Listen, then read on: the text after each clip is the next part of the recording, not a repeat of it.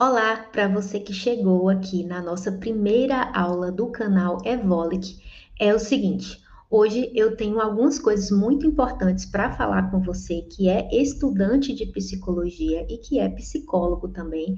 Certamente você já viu o título desse vídeo e sabe que hoje nós vamos falar sobre psicopatologia.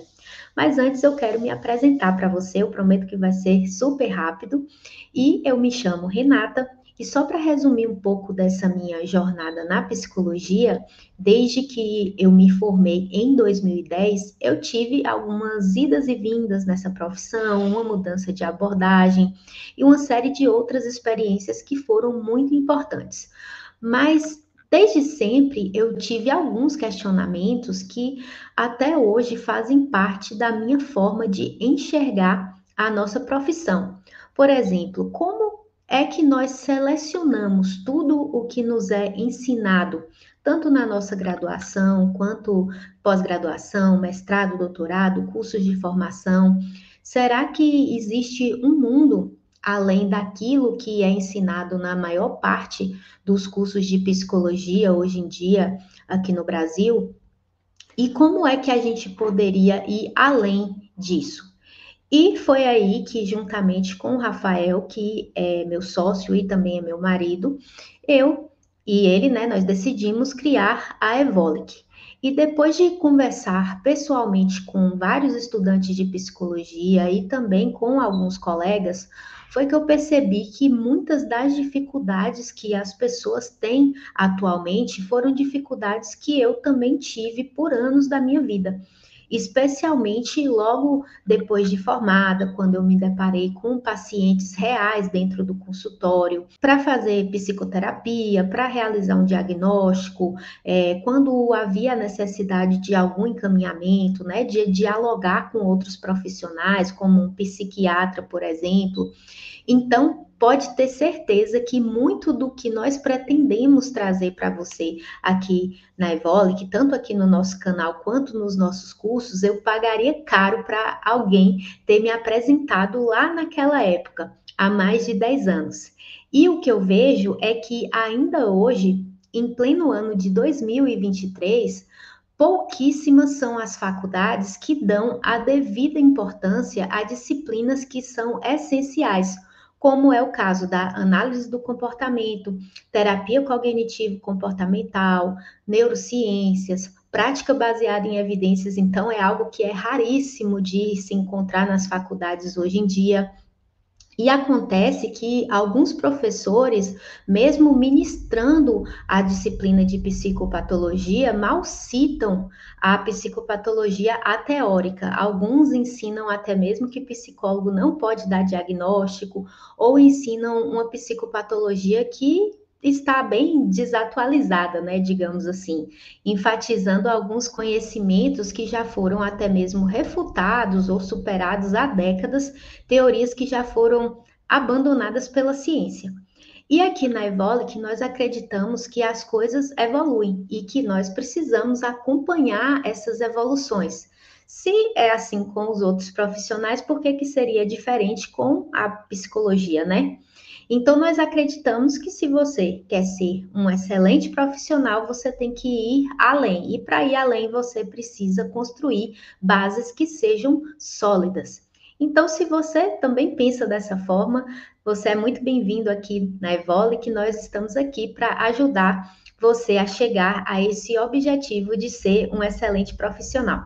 Então, antes de começar a nossa aula, eu já vou pedir para você deixar o seu like nesse vídeo, seguir nosso canal e, claro, acompanhar o nosso perfil no Instagram, que você está vendo aí na imagem. Posta que está assistindo essa aula, marca a gente lá, tá? Para a gente compartilhar. A gente precisa da sua ajuda para poder fazer crescer a nossa comunidade. Então, vamos lá. Bom, antes de tudo, vamos a um panorama geral sobre essa questão da psicopatologia. Então, esse debate sobre o diagnóstico dos chamados transtornos mentais ainda é algo que evoca muita controvérsia entre os profissionais da saúde mental. Isso aí você já deve ter percebido, né? Muitas críticas ainda são feitas atualmente ao uso das classificações diagnósticas, ainda existe muito conflito a respeito do que seria normal, do que seria patológico. Muitos professores e psicólogos, né, ainda desconhecem a psicopatologia ateórica, que é a psicopatologia presente nos manuais de classificação, né, e relutam em conhecer melhor sobre o assunto, tanto para utilizar na sua prática, na sua própria prática, ou para ensinar os alunos nos cursos de graduação e de pós-graduação. E o resultado disso é que muitas vezes o aluno sai da faculdade sem o mínimo de conhecimento necessário para atuar na clínica, para atuar em outros contextos, para discutir um caso com outros profissionais da saúde, para escrever um documento, né, elaborar um documento, para fazer um encaminhamento a outro profissional, sendo que, querendo ou não, a psicopatologia é um dos pilares da psicologia. E aí, com muita frequência, a gente vê dois tipos de extremos. Ou o profissional se apega de forma completamente dogmática aos manuais de classificação, né, sem nenhum tipo de questionamento, sem nenhum tipo de pensamento crítico, usando o manual como se fosse uma bíblia, como se fosse um conjunto de verdades inquestionáveis, ou ele cai naquele extremo oposto, que é o de desprezar completamente e até mesmo demonizar qualquer tipo de conhecimento que seja decorrente do modelo atual de psicopatologia, né? Até mesmo disseminando informações um tanto equivocadas sobre esse modelo. E certamente você já ouviu algumas expressões, né? Por exemplo, diagnosticar é rotular, é estigmatizar, é desconsiderar a subjetividade, é patologizar a existência. Eu já ouvi isso daí milhares de vezes na minha vida. E um dos fatores que mais dificultam a compreensão de um diagnóstico em psicopatologia e ajuda até mesmo a aumentar essas divergências é o fato de que, quando falamos em realizar o diagnóstico de um transtorno, não é como realizar o diagnóstico de uma doença em que você pode fazer um exame de imagem, por exemplo, né? Uma ressonância magnética, uma ultrassonografia, ou fazer um exame de sangue. Na psicopatologia, não existe nenhum tipo de exame laboratorial, por exemplo, que confirme um diagnóstico de um transtorno. Então, esse diagnóstico vai depender do julgamento do clínico e de um consenso entre pesquisadores e profissionais que estão envolvidos na área da saúde mental a respeito daquele determinado conjunto de sinais e de sintomas. E um outro ponto é que muito do que é considerado normal ou não também está relacionado a um contexto. E nem sempre o que é considerado normal em um contexto é considerado normal em outro, né? E o diagnóstico não é simplesmente determinar o quanto aquele indivíduo está destoando do que é considerado a norma naquele contexto, desviando daquele padrão estatístico esperado. E só para deixar bem claro aqui, diagnosticar não é simplesmente separar o normal do anormal, tá? É algo muito mais complexo do que essa simples definição aí que não tem muito a ver com o que é a real proposta.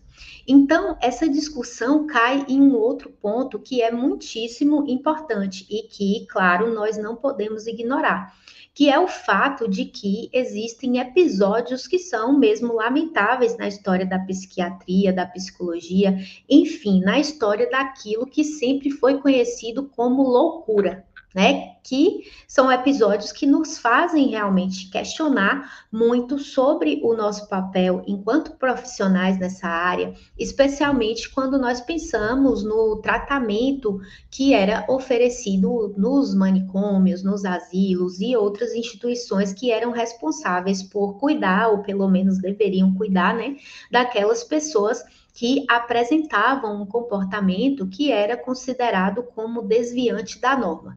Então, perceba que realmente existe um grau de importância em cada um desses pontos que eu coloquei aqui. E uma das propostas dessa aula é abrir um espaço para algumas considerações para a compreensão da psicopatologia a partir de uma perspectiva científica e integrada, sem desconsiderar, é claro, esse tipo de problemática que eu acabei de falar aqui. E só abrindo aqui espaço para uma breve observação, é comum que alguns alunos e até alguns profissionais ainda se sintam um pouco confusos em relação à grande divergência que há, né? Divergência de informações que são advindas das diversas abordagens na psicologia, né? Do entendimento que cada uma delas vai ter a respeito da psicopatologia e da própria psicologia também e as formas diferentes como os professores vão falar, né, a respeito de um mesmo tema. Então, muito provavelmente, você já deve ter percebido que na psicopatologia existem diferentes maneiras de compreensão de um mesmo paciente, de um mesmo caso, de uma mesma queixa. E isso vem geralmente do que a gente chama de abordagem, né? Mas aqui na nossa aula, eu vou trazer para você o que a gente chama de psicopatologia ateórica. Isso significa que é uma psicopatologia que não é baseada em nenhuma teoria específica, tá? Não é explicada por um único teórico, não é baseada em argumentos de autoridade, né? Não é porque dizem que o teórico X explica tudo, que ele explica tudo realmente. Então, essa psicopatologia vai se basear em um conjunto de achados científicos que são advindos de diversas áreas diferentes e que contribuem para o entendimento dos objetos de estudo da psicopatologia enquanto uma ciência. Por isso que esse modelo ateórico, que é integrado, é multidimensional, é o mais aceito pela ciência atualmente e é utilizado até o presente momento por profissionais que buscam basear sua prática em evidências científicas, né? A maior parte desses profissionais. E por que que eu dei bastante ênfase a essa palavra atualmente? Porque a gente vai partir do entendimento de que a ciência está em constante evolução e não é diferente com a psicopatologia. É muito possível que uma vez ou outra alguma coisa inovadora aconteça, ocorra alguma descoberta e que isso altere a nossa forma de pensar a respeito daquele assunto. É por isso, por exemplo, que manuais, né, como o DSM, passam por constantes revisões e por modificações, justamente por conta dessa característica de transitoriedade na ciência.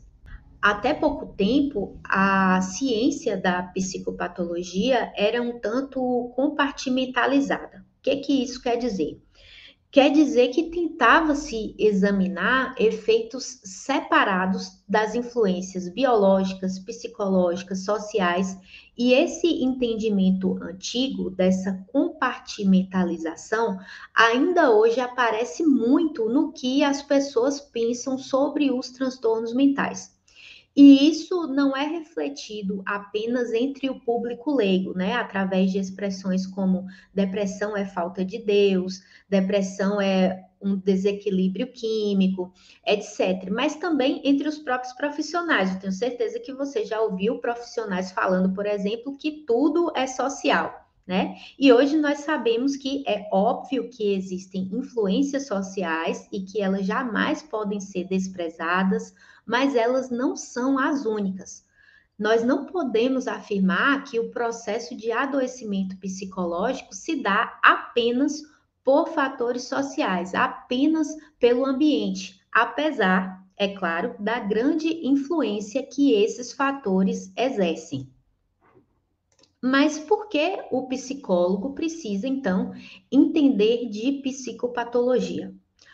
O primeiro ponto que eu quero trazer é o seguinte: o diagnóstico deve ter um objetivo clínico.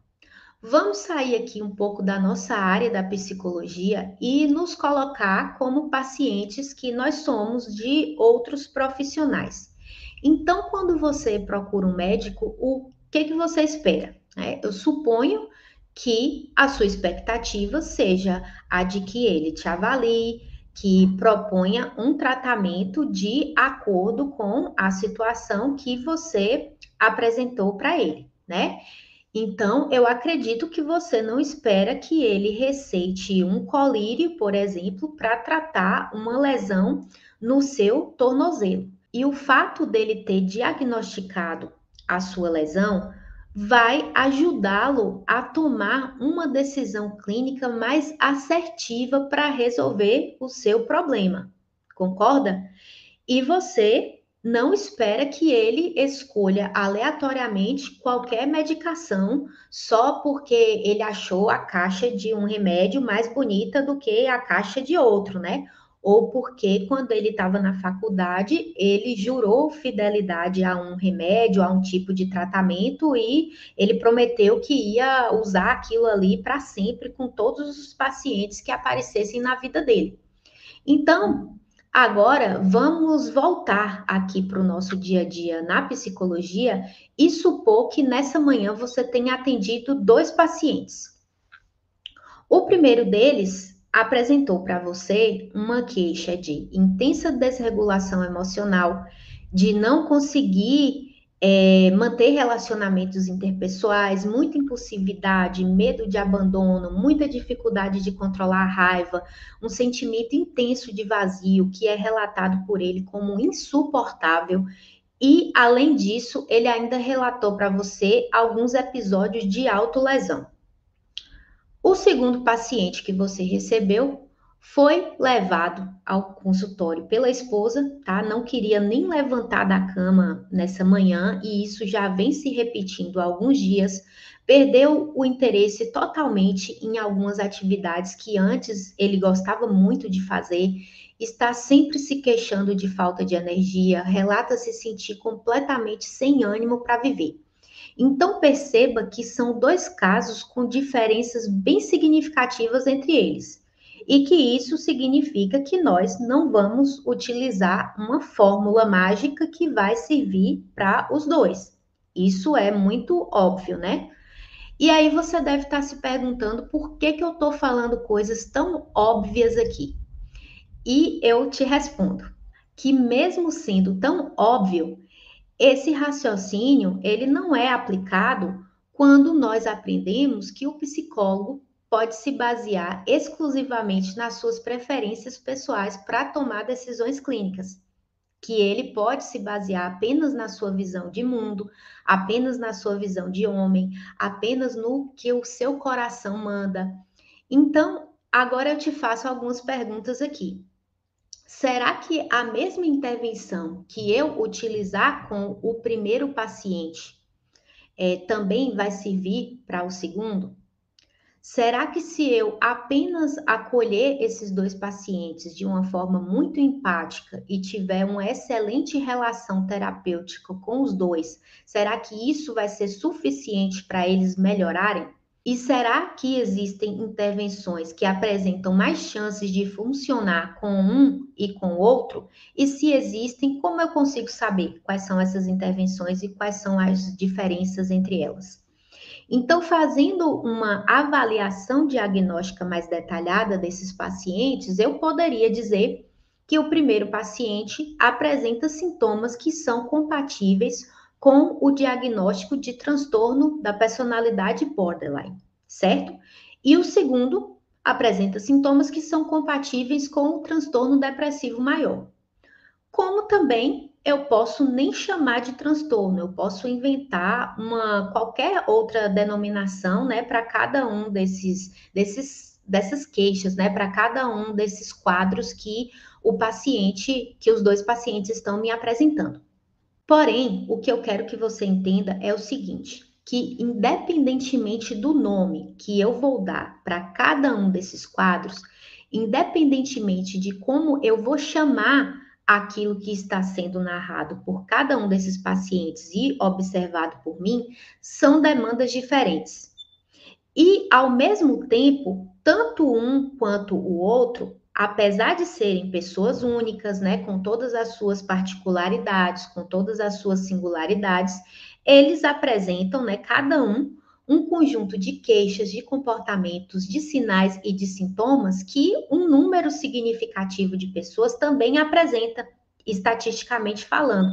Então, querer nomear esse conjunto específico de sinais e de sintomas faz parte da nossa tentativa de compreender como é que isso funciona. Dar nome de uma maneira geral faz parte da nossa vida. Se você acaba de conhecer uma pessoa, você geralmente vai perguntar o nome dela, né? Ao chegar aqui nesse vídeo, no nosso canal, você prestou atenção no título do vídeo para saber se seria um assunto do seu interesse ou não. Então, para conhecer alguma coisa, nós precisamos observar, nomear, ordenar e seguir uma certa lógica observacional e classificatória. E com a psicopatologia não é diferente. Como dizem algumas pessoas, a classificação é o coração de qualquer ciência. Bom, então vamos prestar atenção aqui nessa frase.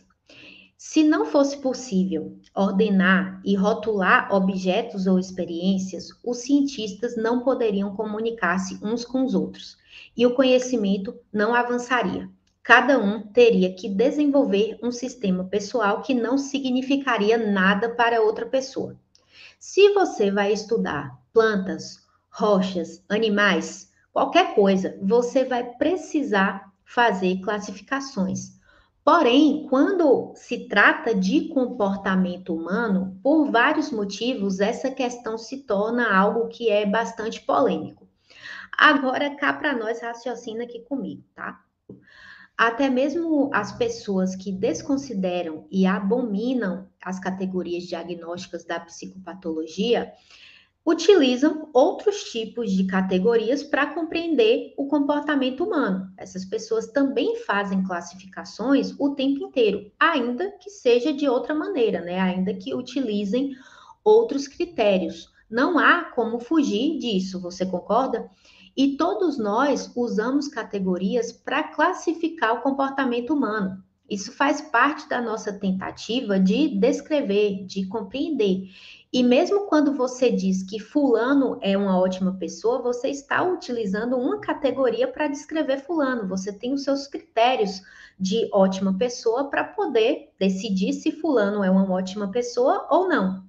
E se ao longo do tempo é perceptível que um número significativo de pessoas apresenta aquelas mesmas queixas que o meu segundo paciente apresentou, por exemplo, ao nomearmos esse conjunto de características como transtorno depressivo maior, essa nomeação vai facilitar em algumas coisas. Por exemplo, em pesquisas a respeito da etiologia desse transtorno, na identificação de tratamentos que serão mais eficazes para isso, né? Fazer encaminhamentos necessários, manter um diálogo com profissionais diferentes, né, da saúde que acompanham esse mesmo paciente, né? Tudo isso a fim de ajudar esse paciente a ter uma melhor qualidade de vida.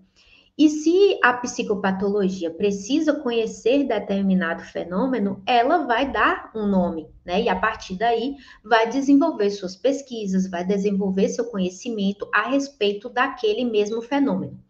No seu dia a dia clínico, né? No seu dia a dia enquanto profissional, quando você realiza um diagnóstico, ele vai te ajudar em várias coisas também, como determinar um prognóstico, como elaborar um plano de tratamento, tomar decisões clínicas. Então, você não faz um diagnóstico simplesmente porque você gosta de rotular pessoas, porque você é uma pessoa má, que estigmatiza, que desconsidera a subjetividade dos outros. Então, não é bem por aí. Né? Se você pegar alguns livros mais antigos de psicologia, você vai observar que as propostas de tratamento de psicoterapia enfatizavam abordagens de intervenção em um sentido que era muito geral. Era dada pouquíssima atenção ou até mesmo nenhuma atenção aos fatores específicos de cada caso. Por exemplo, o profissional, ele era treinado para utilizar uma abordagem única, um método único, uma forma única de atendimento, e esse mesmo método era utilizado com todos os pacientes, independentemente de qual fosse a demanda clínica.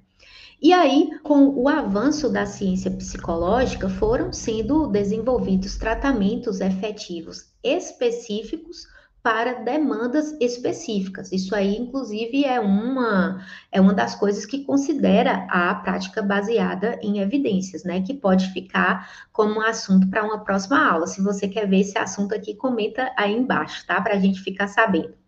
Então, hoje, quando você considera as evidências científicas, não basta você escolher uma abordagem aleatória e aplicar essa mesma fórmula com todo paciente que vai aparecer no seu consultório, tá? É aí onde entra a importância do diagnóstico. E antes de passar para o próximo tópico, eu quero lembrar para você duas coisas.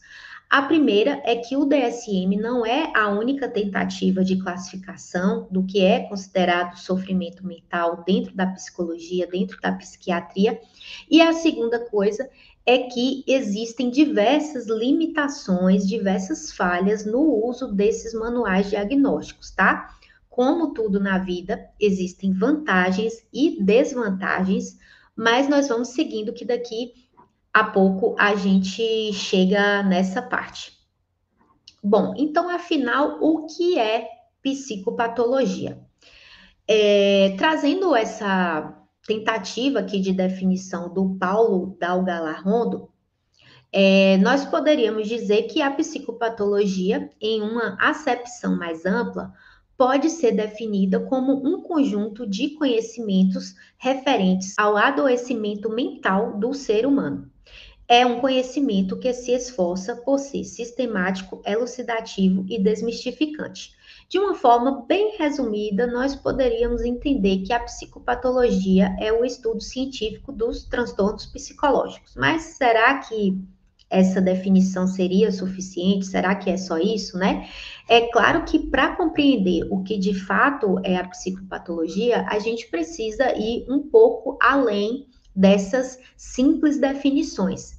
E esse campo da psicopatologia engloba uma variedade de fenômenos humanos que estão associados àquilo que ficou conhecido como adoecimento mental. E isso inclui padrões de comportamentos, cognições, vivências e vários outros fatores.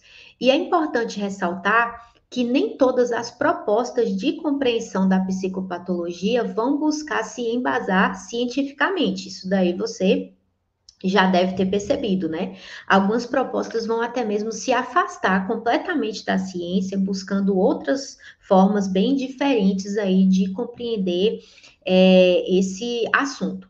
Mas quando visa ser um conhecimento científico, a psicopatologia, ela busca não ser dogmática, não aceitar verdades a priori, não aceitar simples argumentos de autoridade, mas observar, descrever e compreender os diversos elementos que compõem o seu campo de estudo, né? E por isso, como você já deve ter percebido, é um conhecimento que está sujeito a constantes revisões, constantes reformulações.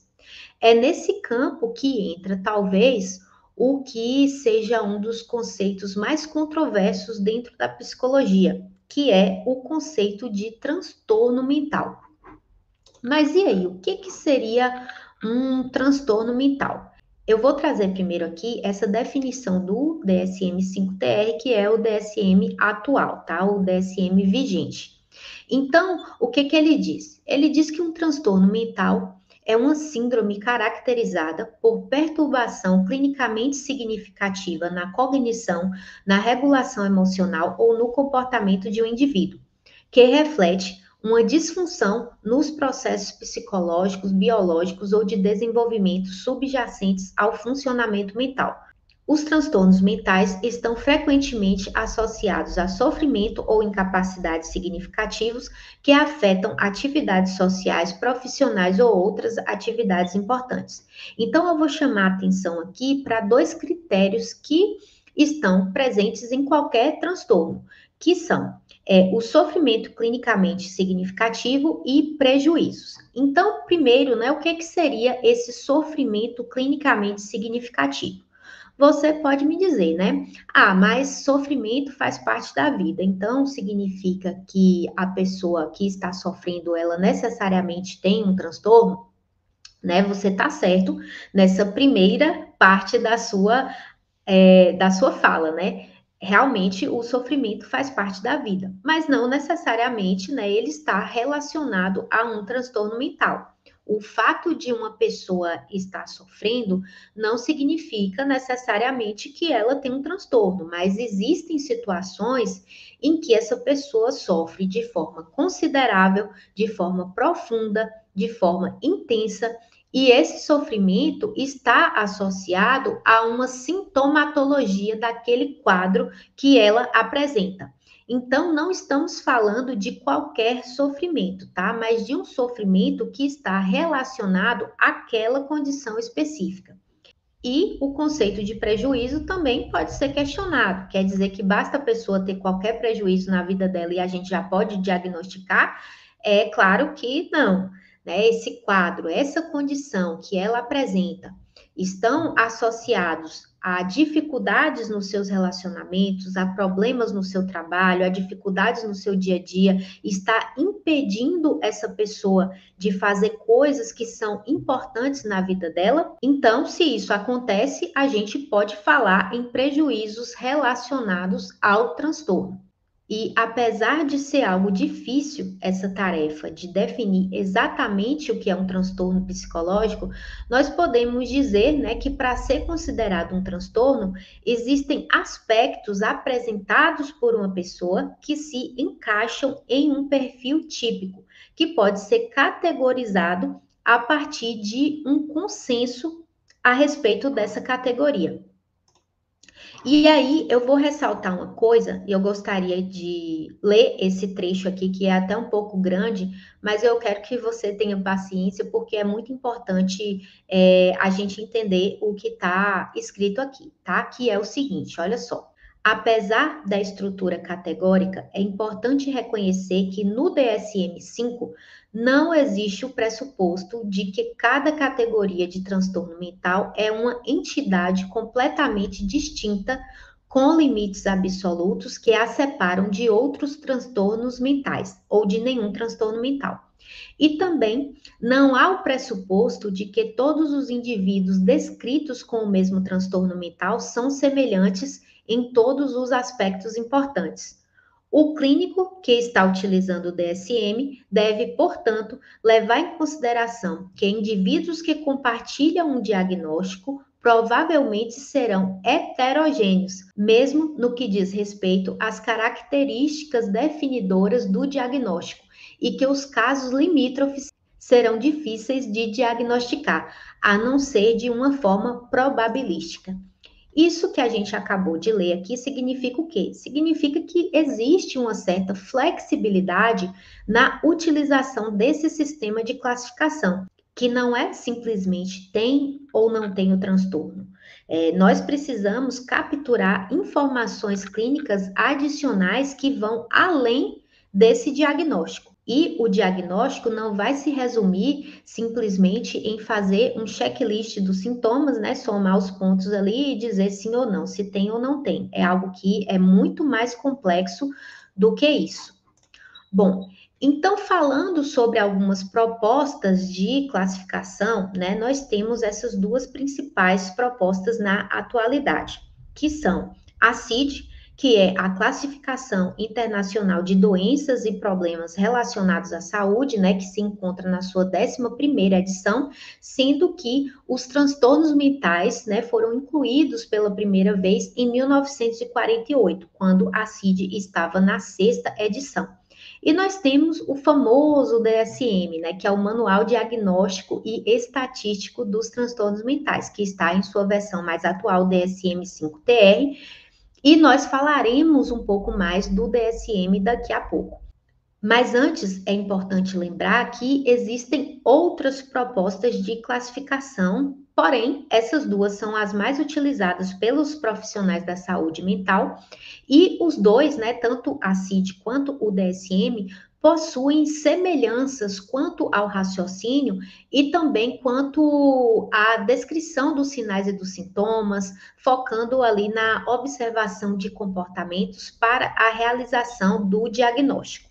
E aí, como eu disse nessa aula, eu vou dar um destaque maior ao DSM, que é a proposta de classificação mais utilizada no mundo, né, pelos pesquisadores e pelos clínicos, dentro aí do nosso contexto atual.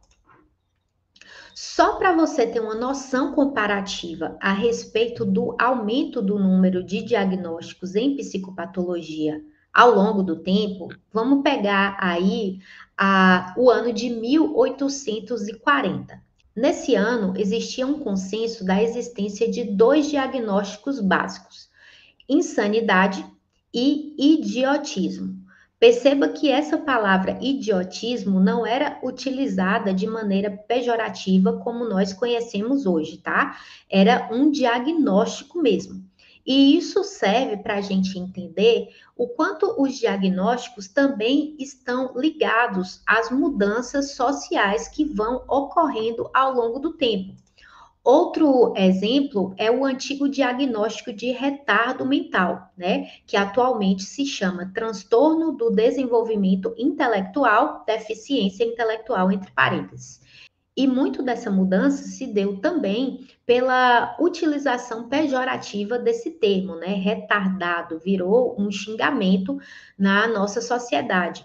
E muitos profissionais ficavam até constrangidos ao darem esse diagnóstico por conta de reações de pacientes e de seus familiares. E hoje existe até uma lei federal nos Estados Unidos que substituiu todas as referências ao termo retardo mental, né, nas leis federais, pelo termo deficiência intelectual. Então, quando nós falamos nas mudanças que ocorrem nos diagnósticos, nós vemos que o DSM foi passando por várias modificações importantes ao longo dos anos, desde a sua primeira edição. E os diagnósticos foram aumentando de número ao longo do tempo, né, de modo que na época do DSM-3, né, em 1980, já existiam 265 classificações. E essas mudanças não ocorreram apenas em relação ao número de diagnósticos, mas também foram ocorrendo em relação ao próprio entendimento a respeito dos transtornos. As primeiras versões do DSM ainda estavam fortemente fundamentadas na teoria psicanalítica. E aí, com a evolução de pesquisas científicas, o DSM, precisamente a partir do DSM-3, ali na década de 80, rompeu com aquele modelo anterior, que ainda era muito influenciado pela psicanálise, e buscou priorizar essa abordagem não teórica, né? Mas uma abordagem que se baseasse em descrições precisas dos transtornos. Por exemplo, em vez de colocar a fobia dentro da categoria de neurose, se baseando naquelas explicações dos conflitos intrapsíquicos, mecanismos de defesa, que são todas oriundas da teoria psicanalítica, foi designada uma categoria muito mais ampla às fobias, que é o grupo dos transtornos de ansiedade. Enfim, não se buscou explicar uma causa para um transtorno com base na teoria A ou na teoria B, mas descrever esse transtorno e se aproximar o máximo possível da possibilidade de uma abordagem melhor embasada cientificamente. Em seguida, no DSM-4, aconteceu o fim da distinção entre transtornos biologicamente fundamentados e psicologicamente fundamentados, como ocorria nas edições anteriores, e isso continuou aí, né, a partir do DSM 4TR, que era uma edição revisada do DSM-4. E aí, em 2013, foi publicado o DSM-5 e alguns transtornos foram introduzidos, outros foram reclassificados, trazendo também o uso de eixos dimensionais para a classificação desses transtornos. Isso não significou uma alteração nas categorias, né? Porque até hoje o DSM ainda mantém essa característica categorial. Mas essas dimensões foram adicionadas para fornecer ao clínico mais informações para avaliação, planejamento de tratamento, monitoramento, etc. E aí, recentemente, nós tivemos o lançamento do DSM-5-TR, que é o DSM vigente no momento, e muita coisa do DSM-5 foi mantida, né? A grande maioria das coisas, e ocorreram apenas algumas pequenas modificações, né? Que a gente pode detalhar melhor em uma próxima oportunidade. Mas o que eu quero demonstrar aqui é o seguinte: olha só, ao longo de toda essa linha do tempo do DSM, nós tivemos diferentes maneiras de raciocínio na psicopatologia. A gente passou por um modelo que era hierárquico até o DSM-3, depois foi para um modelo categórico, né, que foi a partir do DSM-4, que é mantido até hoje, e a gente está vendo aí ser introduzido um modelo dimensional a partir do DSM-5. No DSM-5, seguido pelo DSM-5-TR, existem características desse modelo categórico, né? Ainda é um modelo categórico, porém já apontando para o modelo dimensional, ainda que seja apenas uma introdução, né? Algo ainda de forma muito inicial. Então, cabe lembrar que toda classificação se dá de acordo com o conhecimento naquele momento específico e sofre influência de inúmeros fatores. Então, não se trata de um resultado apenas técnico. Nenhum sistema de classificação é perfeito, nenhum manual diagnóstico é inquestionável e é muito importante que quem classifica saiba quais são as vantagens e quais são as desvantagens, as utilidades e os limites daquele sistema de classificação que está utilizando, né? E aí, o alinhamento de protocolos de tratamento com os sistemas de classificação tem vantagens, mas também tem alguns inconvenientes. E hoje em dia nós podemos verificar o aparecimento de algumas propostas, como o modelo transdiagnóstico, como a terapia baseada em processos, que são aí algumas propostas de superação dessas limitações dos manuais. Bom, mas por que, querendo ou não, esses manuais ainda são utilizados, né? Por que eles ainda são necessários? Eu trouxe aqui algumas razões para isso, tá? Primeiro, é oferecer uma linguagem comum para descrever indivíduos com problemas psicológicos, e isso daí tem um grande valor prático, porque simplifica a comunicação entre os profissionais, oferece um sistema de codificação para companhias de seguro, planos de saúde, né, para o próprio sistema público de saúde e demais instituições que estão envolvidas no oferecimento de serviços em saúde mental. Em segundo lugar, a gente tem que, ao agrupar pessoas com problemas similares, a fim de identificar padrões comuns, um sistema de classificação desenvolve uma ciência clínica, né? À medida em que isola características que as distinguem de outros grupos.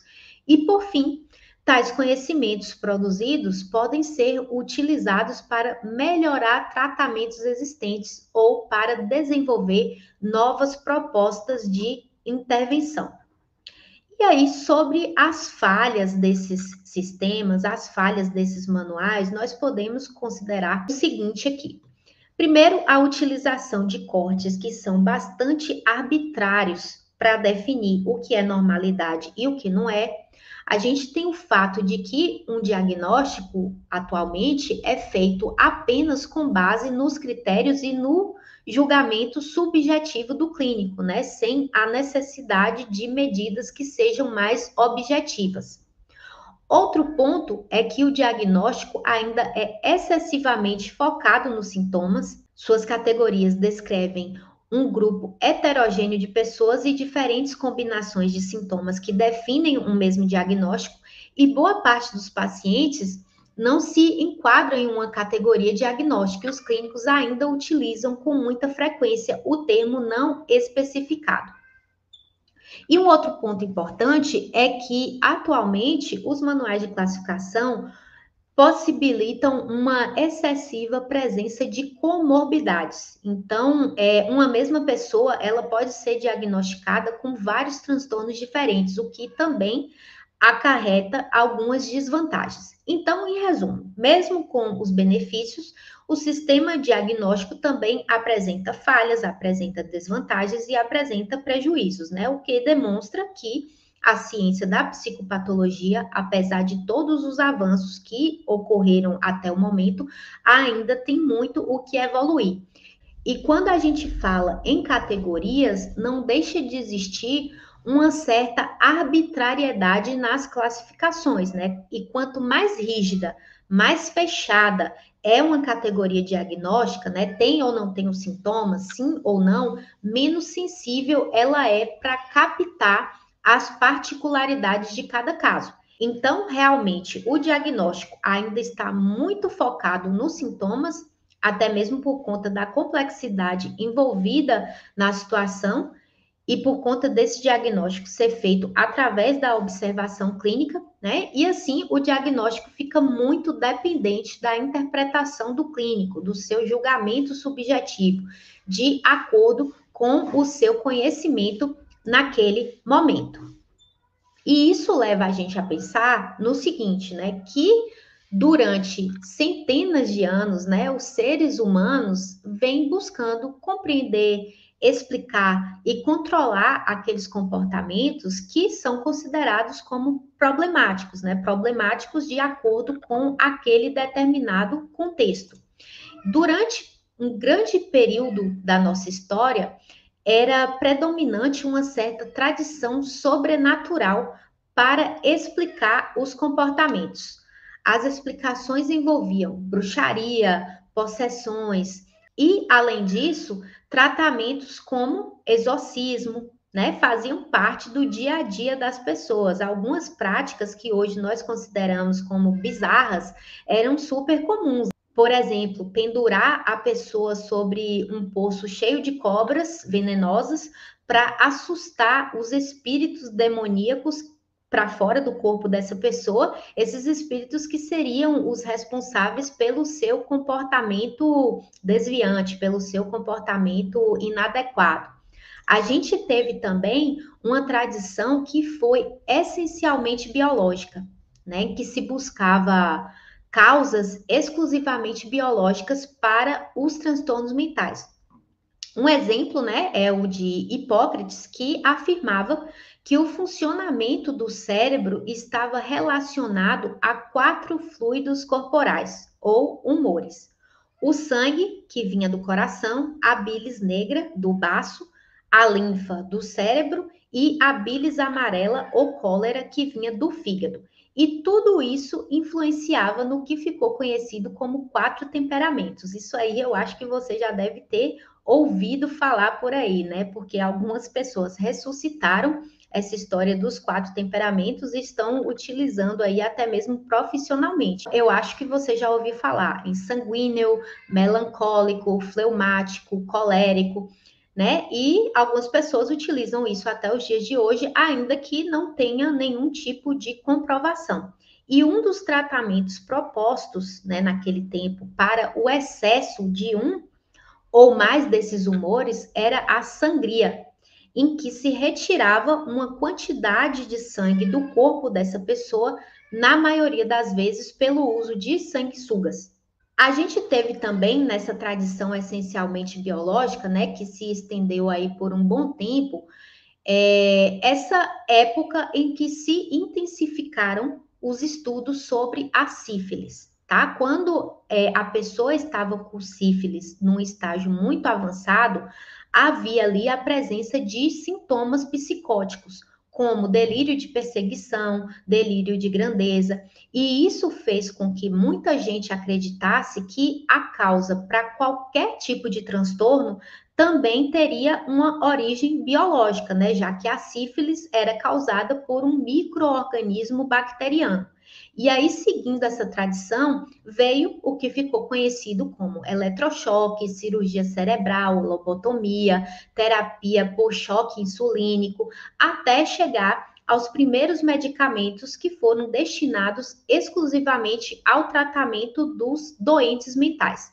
Então, nessa tradição, se acreditava que o paciente mentalmente doente deveria ser tratado como alguém fisicamente doente, ainda fazendo essa distinção aí entre corpo e mente.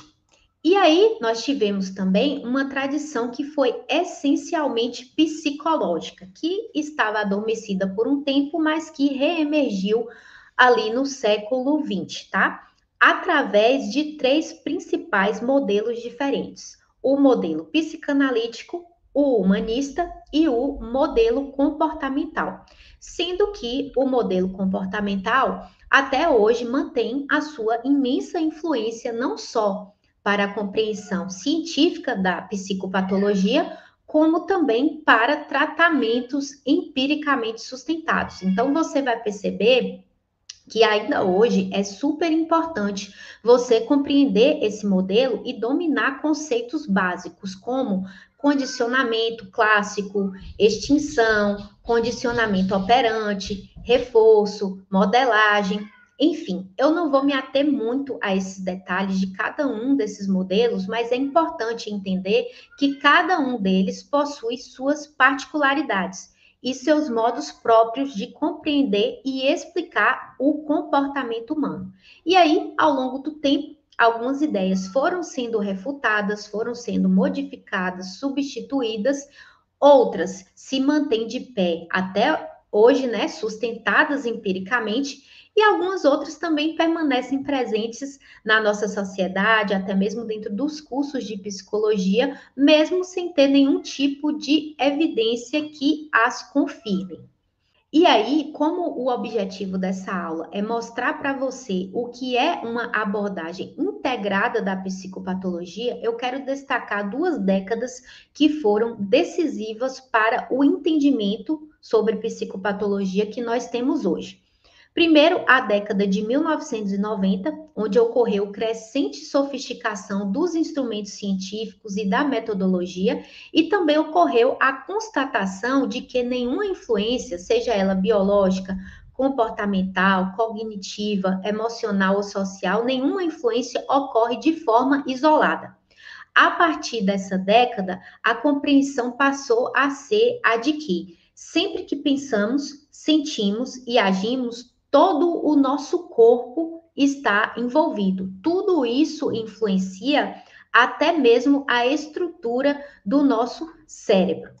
Depois, nos anos 2000, ocorreu uma verdadeira explosão de conhecimento sobre a psicopatologia. Ocorreram avanços na ciência cognitiva, na ciência comportamental, nas neurociências, e estava claro ali que um novo modelo era necessário e que deveria considerar influências biológicas, psicológicas e sociais sobre o comportamento. E essa abordagem da psicopatologia combinaria as descobertas. Certo? Então, quais seriam essas influências recíprocas no atual modelo multidimensional e integrador? Vou trazer primeiro aqui quais seriam as contribuições da genética. A gente sabe hoje em dia que os fatores genéticos contribuem em certo grau com todos os transtornos, mas não explicam esses transtornos completamente. Nós não podemos dizer que um transtorno tem base 100% genética.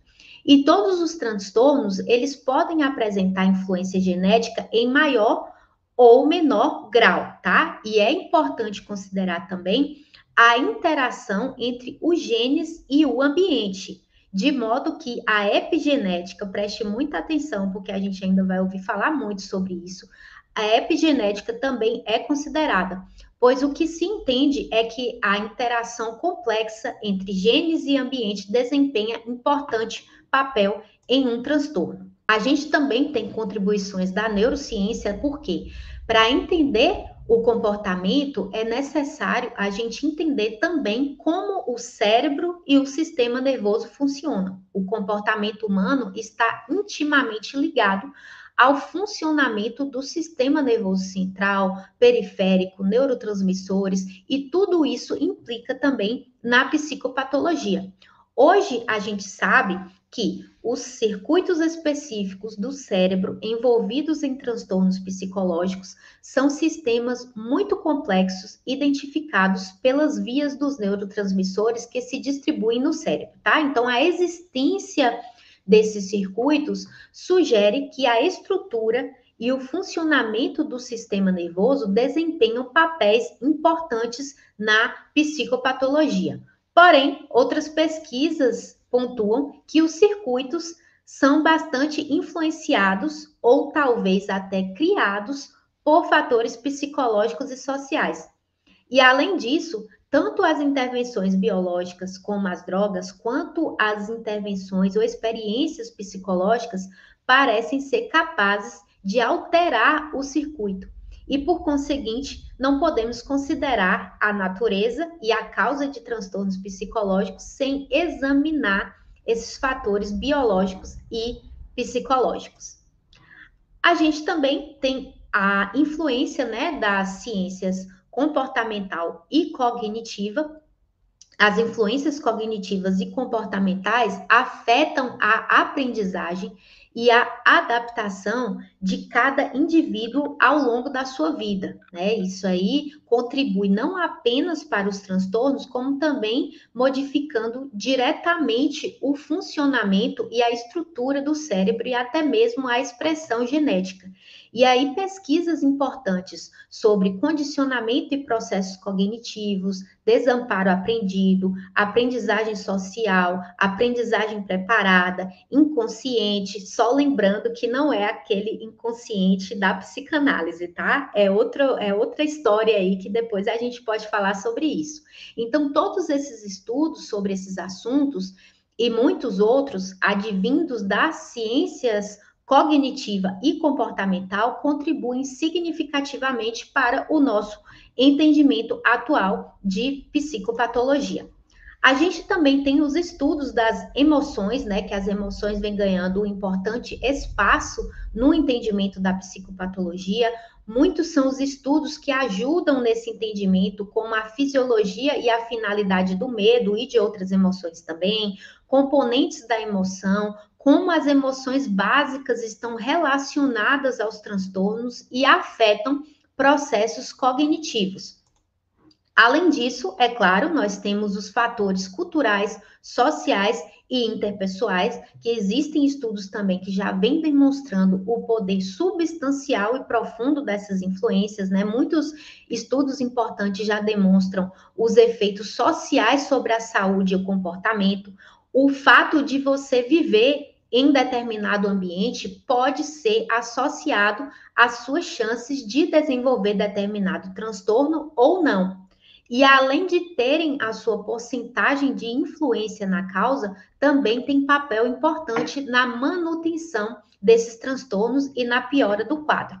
E por fim, a gente tem a influência do desenvolvimento do ciclo de vida. Então, para entendermos a psicopatologia, é necessário avaliar como as experiências ao longo de períodos diferentes do desenvolvimento tiveram impacto na maneira como a pessoa se apresenta hoje em termos psicopatológicos ou não.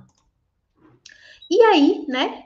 O que seria, então, essa abordagem integrada da psicopatologia? Eu trouxe essa citação aqui que eu acredito que consegue condensar, né, de forma bastante satisfatória qual seria essa noção, né, de abordagem integrada. Então, vamos lá. Os transtornos psicológicos não podem ser explicados apenas por fatores genéticos ou ambientais, mas surgem da sua interação.